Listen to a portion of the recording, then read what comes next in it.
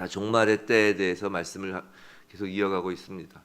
먼저는 종말의 징조에 대해서 말씀하셨습니다. 그리고 어제 대환란에 대해서 말씀하셨습니다.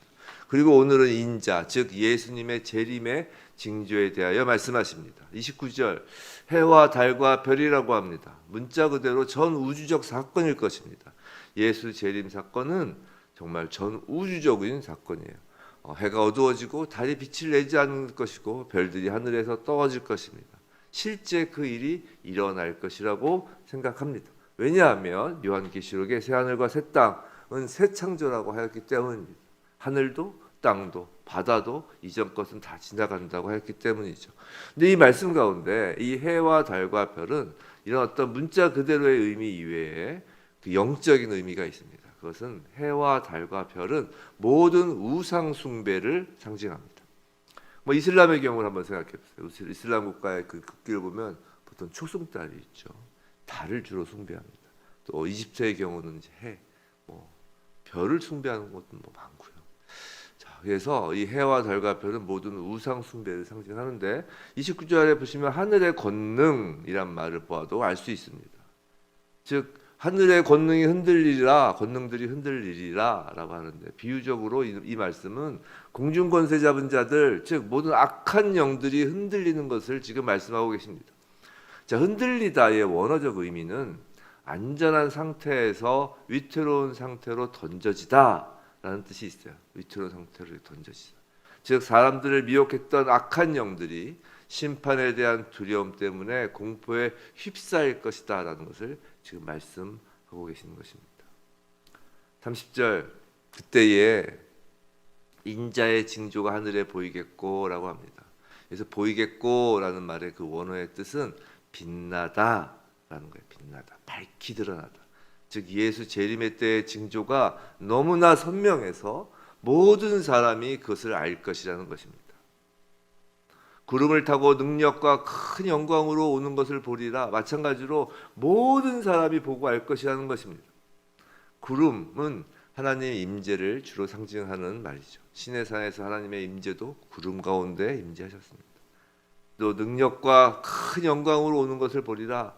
영광이란 단어는 성경에서 하나님의 드러나심, 임재를 뜻하는 단어라고 자주 말씀드렸습니다. 즉 예수님의 재림은 가장 확실하게 하나님이 드러나는 사건이라는 것입니다.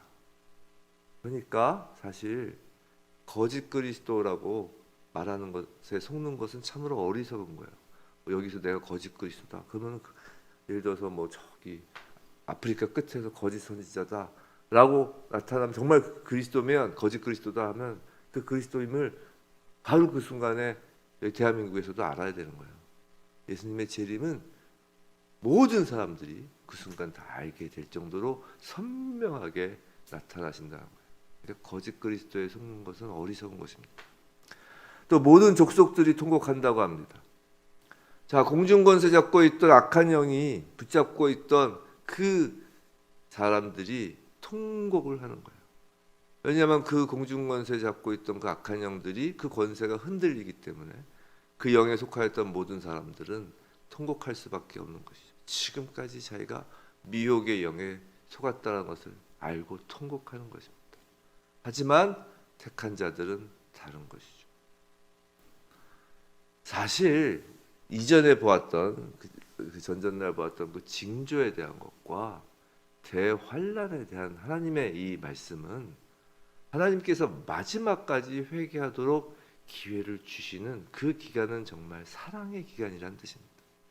그때 회개를 해야 하는 것이에요. 이제 예수 재림의 그 마지막 징조의 그때가 오면 통곡할 뿐 회개할 수 없는 것입니다. 31절, 이제 택한 자들에 대해서 어찌할지를 보여주십니다. 큰 나팔 소리와 함께 천사들을 보내시죠. 그 이유는 택한 자들을 빠짐없이 모으시기 위해서입니다.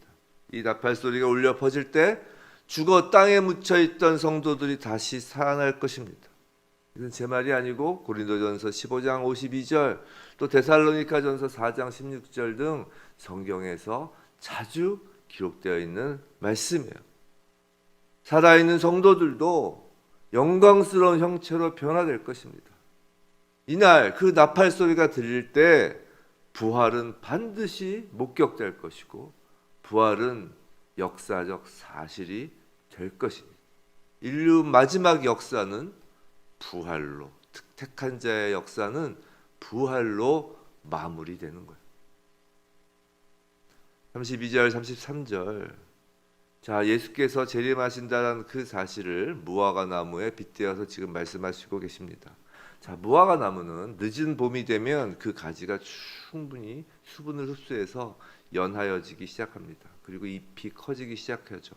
그래서 여름에 잎이 만개하여 열매가 커지는 것입니다.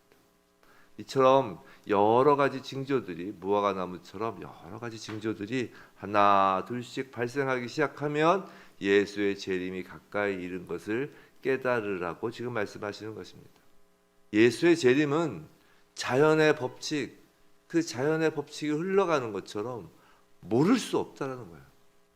무화과 나무를 보면 너희들이 아는 것처럼, 열매가 열리는 것을 아는 것처럼, 여름이 왔다라는 것을 아는 것처럼 너희들이 예수 재림을 알 수밖에 없다라는 것이죠. 그래서 여름으로 번역된 헬라어는 데로스라는 단어인데, 이는 히브리어는 카이츠에 해당하는 단어입니다. 카이츠. 근데 이 카이츠는 여름 이외에도 추수, 결실이라는 의미를 갖고 끝, 최후라는 의미를 갖는 캐치라는 단어와 같은 어원이에요. 무슨 말이냐면 여름이 가까운 줄 아나니라는 말은 결국 인류의 역사가 끝나는 날이 가까이 오는 것을 안다라는 뜻이에요. 예수의 재림으로 인류의 역사는 끝나는 것입니다. 34절. 진실로 내가 진실로, 예수께서 진실로 말씀하시던 이게 진짜 이루어질 사실이라는 것입니다. 뭐 다 진짜지만 특히 강조하시는 거죠. 이 세대가 지나가기 전에라고 하죠. 그래서 이 세대에 대한 여러 가지 해석이 있습니다. 예를 들어서 뭐 당시 유대인들은 한 세대로, 당시 유대인들의 한 세대, 한 30에서 40년으로 이제 기원 후 70년, 예수님이 승천하시고 한 40년 정도 지난 기원 후 70년 예루살렘 멸망까지가 이제 한 세대 내의 일이었다라고 해서 그것을 이제 그 한 세대를 말한다라는 견해가 있고, 또 이 세대라는 뜻을 의인의 세대라고 해서 예수의 재림 때까지 끊이지 않는 그 의인들의 끊이지 않는 세대라는 견해 등 여러 견해가 있습니다. 네, 성도 여러분, 견해가 중요한 것이 아닙니다. 이 세대에 대해서는 견해가 중요한 것이 아니라, 학설이 중요한 것이 아니라, 지금 우리가 속한 이 시대가 그 시대라는 것을 믿는 것이 중요합니다. 무슨 말씀이냐면 재림신앙이 기독교에서 매우 중요한 핵심이라는 거예요. 예수 재림에 대한 신앙이 빠진 기독교는 있을 수가 없는 것입니다.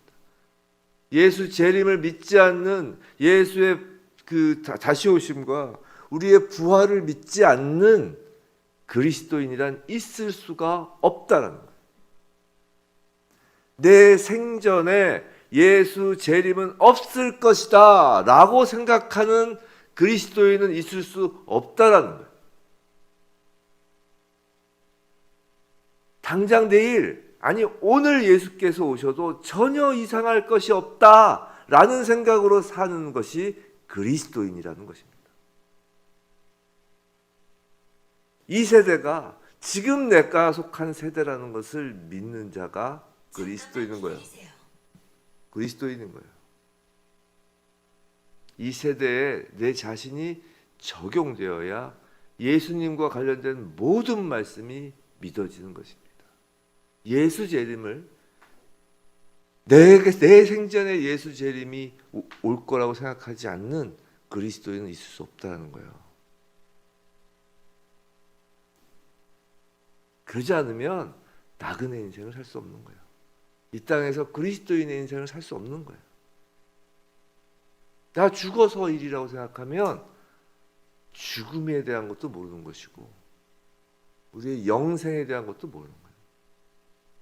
35절 천지는 없어질지언정 내 말은 없어지지 아니하리라. 인류의 역사가 끝나고 이제 성도는 새 하늘과 새 땅으로 옮겨질 것입니다. 우리의 육체는 부활체로 변화되어 옮겨지는 거예요. 우리 주님 예수님과 함께 그 땅에 영원히 거하는 것입니다. 이 새 하늘과 새 땅은 아까 말씀드린 것처럼 새로운 창조입니다. 계시록의 21장 1절에 나와요. 처음 하늘과 처음 땅이 없어졌고 바다도 다시 있지 않더라라고요. 천지는 없어집니다. 그러나 예수의 말씀은 사라지지 않습니다. 예수는 말씀이 육신이 되어 오신 분이에요. 하나님을 계시하는 하나님의 말씀이 곧 예수를 드러내는 것입니다. 하나님이 영존하시듯 말씀은 영원한 것입니다. 성도 여러분, 우리가 말씀을 붙잡는다는 것은 단순히 말씀을 읽고 묵상하는 것 정도에 그치는 것이 아닙니다. 이 말씀을 붙잡는다는 것, 이 성경 말씀을 읽고 묵상하는 것에 그치는 것이 아니라는 거예요. 이 성경 말씀 안에서 영원한 하나님 안에 들어가는 것입니다. 천지가 없어져도 말씀을 통하여 영원한 예수 그리스도 안에 거하는 것입니다.